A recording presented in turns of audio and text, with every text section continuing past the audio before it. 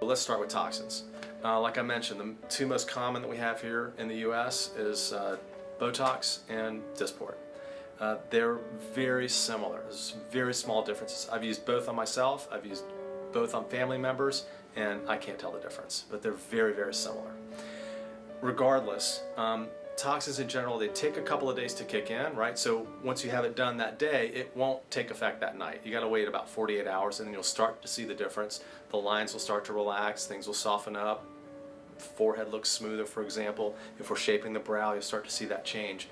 But I ask patients to wait 2 weeks, because at 2 weeks you'll get the maximal effect. Then we take a look at 2 weeks. If everything looks great, awesome. I'll see you again in 3 or 4 months. On average, people get about 3 or 4 months out of it. If I need to do any little tweaking, if I need to do any little touch-uppy things, we like to do it at 2 weeks, minor little touch-up, and then you're good to go for 3 or 4 months. I do have some outliers. There's some lucky patients that they get more than 3 or 4 months. They get 6 months out of their toxins. Fortunately, it's a small percentage of patients, but some of them just don't respond to Botox or Dysport like everybody else. So sometimes we switch the products. They're made a little bit differently, so we'll switch and see. Maybe you're a good responder to Dysport, but you're not such a great responder to Botox, or maybe you're a good responder to Botox, and maybe it's not so great to Dysport. There's other toxins out there as well that we can use, but generally we can go between those two if there's an issue.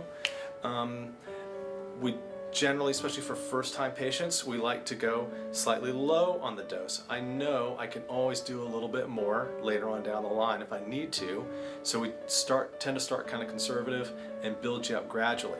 If I misjudge and we do too much at the beginning, well, then we gotta wait that 2 to 3, 4 months for it to wear off, for things to come back. So knowing that, especially for first-time patients, we tend to go a little low on the dose, enough that you'll see a difference, you'll probably like it, and then we either say, hey, that's all you need, or we come back and we touch you up a little bit.